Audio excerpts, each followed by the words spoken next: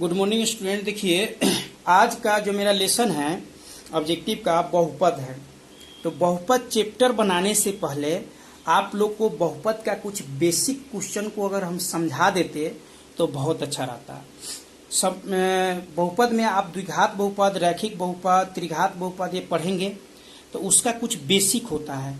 तो बेसिक अगर आपको हम समझा देंगे तो आपको माने की दिक्कत न होगा। एगो सबसे पहले आप याद क्या रखना है कि अक्सर हमेशा परीक्षा में एगो क्वेश्चन पूछ देता है, क्या पता है इनमें कौन बहुपद नहीं है, इनमें कौन बहुपद नहीं है। ये क्वेश्चन हमेशा पूछ देता है। ऑप्शन में विभिन्न प्रकार के दे देता है और ऑप्शन में आपको 3 गो चीज याद रख लेते हैं तो आपको कभी भी गलत नहीं होगा कि इसमें कौन बहुपद नहीं होगा। तो उसका पहला ट्रिक क्या है कि कभी भी चर मान किसको बोलते हैं, मान। कभी भी चर मान अंडर रूट में नहीं होगा, कभी भी चर मान अंडर रूट में नहीं होगा। मतलब ABCD के कोई भी अक्षर आपको रूट के अंदर है तो वो बहुपद नहीं होगा। जैसे यहाँ पे मान चलो 2√x दे दिए, ये बहुपद नहीं होगा। चाहे यहाँ √x + 2 दे दिए, माने ये अलग है तो √x। कभी भी चाहे रूट के अंदर y -4 दे दिए, कभी भी चर मान जो होगा रूट के अंदर अगर है तो बहुपद नहीं होगा। नियम पहले का। नियम संख्या इसका दूसरा है बहुपद में कभी भी घात यानी पावर, घात का मान, कभी भी घात का जो मान है ना, घात का मान माइनस में ऋणात्मक नहीं होगा, माइनस में नहीं होगा।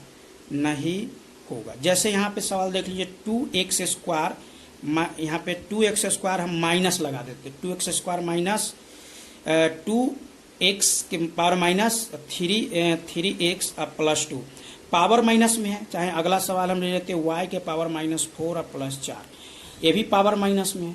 कभी भी आपको पावर माइनस में दिख जाए वो बहुपद नहीं होगा, या कभी भी चर मान रूट के अंदर दिख जाए वो भी बहुपद नहीं होगा। और तीसरा नियम क्या कह रहा है, तीसरा नियम कि कभी भी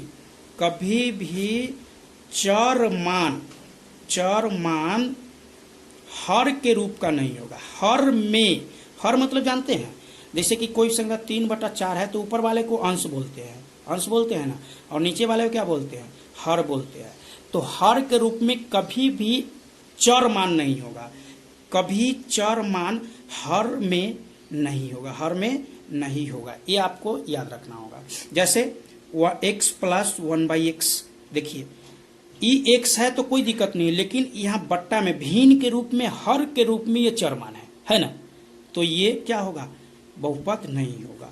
ये 3 गो आपको याद रखना होगा कि कभी भी पावर माइनस में, या चर मान रूट के अंदर, या चर मान भिन्न के नीचे हर में अगर लगा हो तो वो क्या होगा, बहुपद नहीं होगा। इस बात को आपको जानना होगा।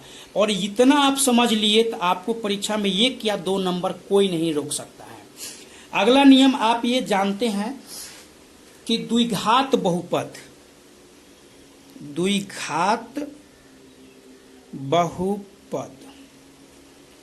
क्या होता है, ax² + bx और +c = 0, ये द्विघात बहुपद होता है।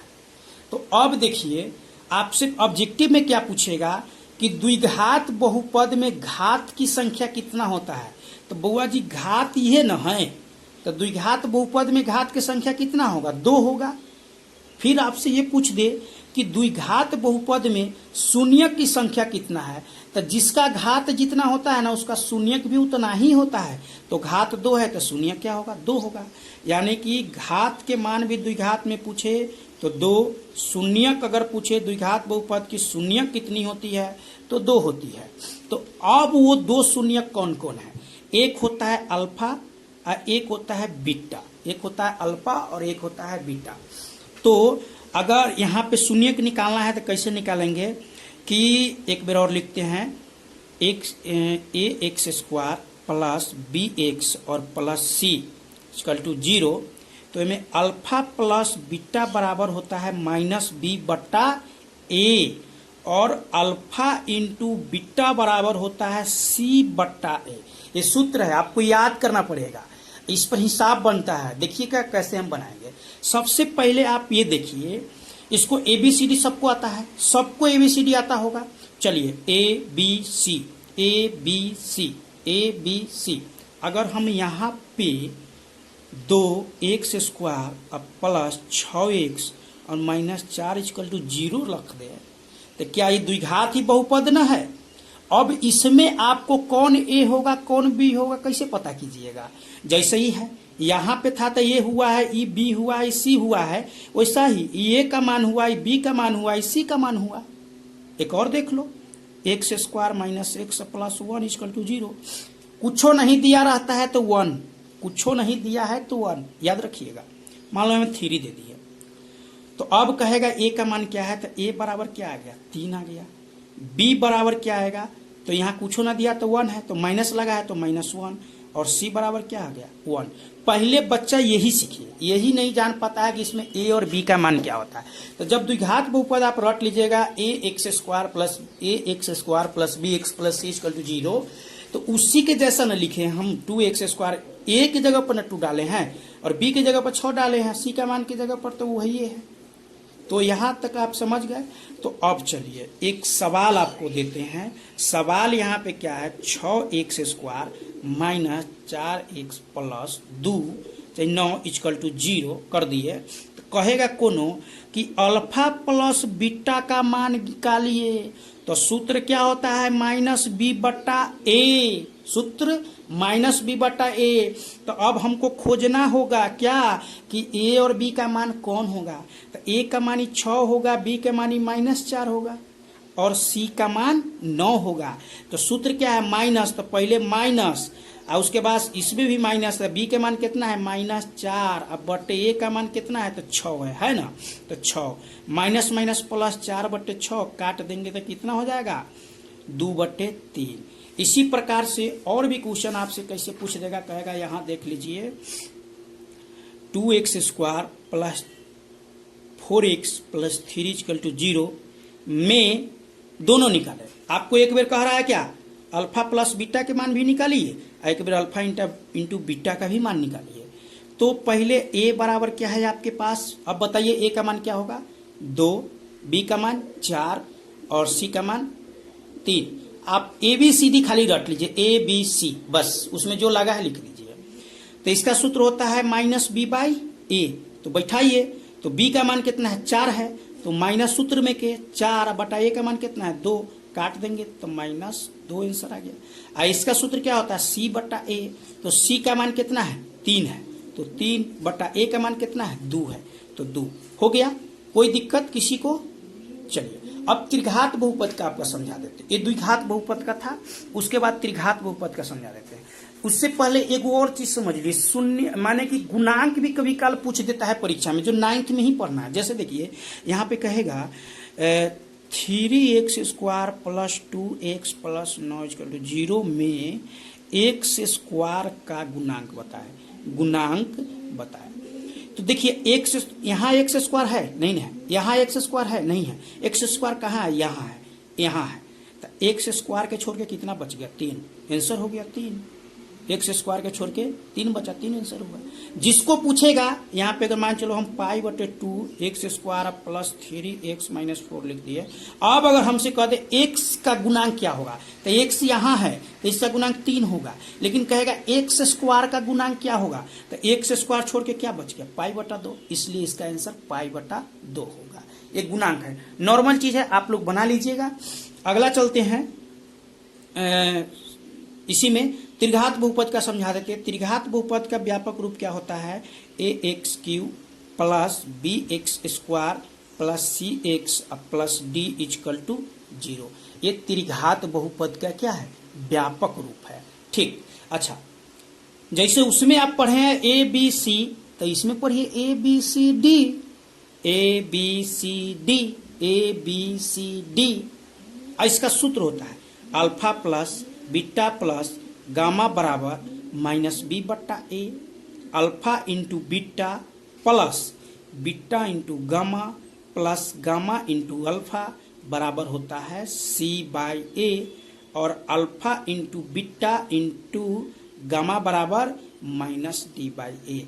जिसका घात जितना उसका शून्यक उतना ही। हाँ, तो इसका घात का भी मान 3 होगा और शून्यक का भी मान क्या होगा, 3 ही होगा। अब ये सूत्र है। अब इसी सूत्र पर हम सवाल बैठा रहे हैं। देखिए, जैसे यहाँ पे हम लिख देते हैं 3x² plus 3x³ plus 9x² minus 6x plus 4 = 0। तो पहले ए और बी सी डी का मान रख लीजिए आप।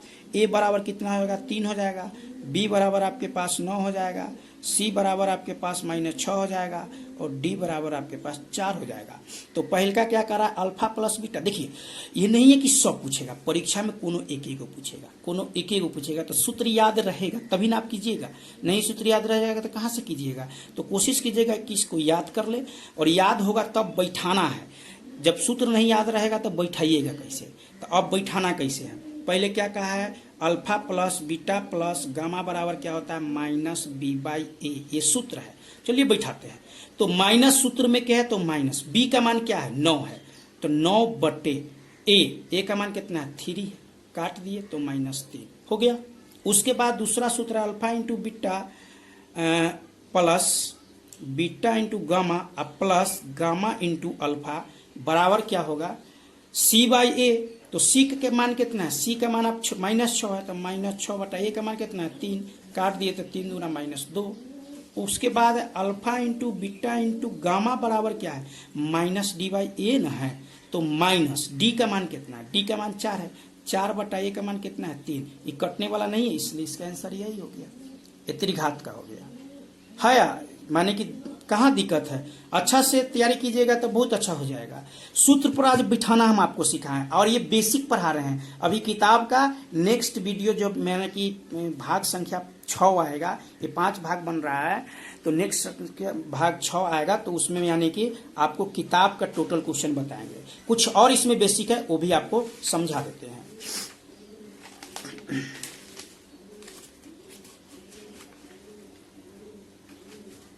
देखिए, बेसिक क्या है कि कभी काल कहेगा कि द्विघात बहुपद का सूत्र क्या है। द्विघात बहुपद निकालने का सूत्र ax² माइनस योगफल x प्लस गुणनफल =0। ये है द्विघात बहुपद निकालने का सूत्र।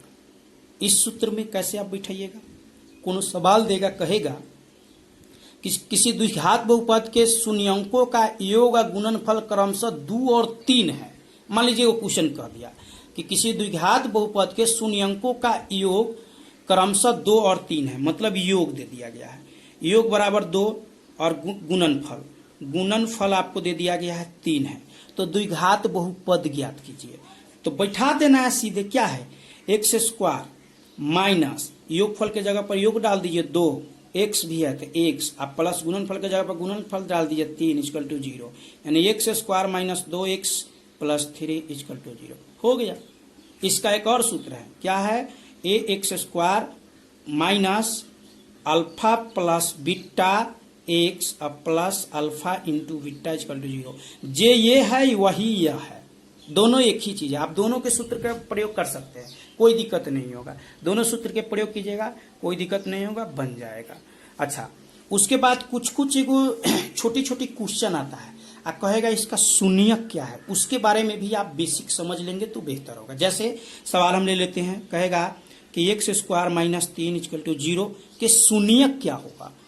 तो आप पहले या कीजिएगा, तो x² बराबर उधर जाएगा तो 3, और x बराबर याद रखिएगा, जब भी स्क्वायर हटता है तो होने वाला संख्या के ऊपर रूट तो चढ़ता है, लेकिन प्लस माइनस के साथ चढ़ता है, तो प्लस माइनस √3, और √3 का वर्गमूल टूटेगा नहीं, इसलिए एगो √3 प्लस में आंसर हो जाएगा, एगो माइनस √3 हो जाएगा।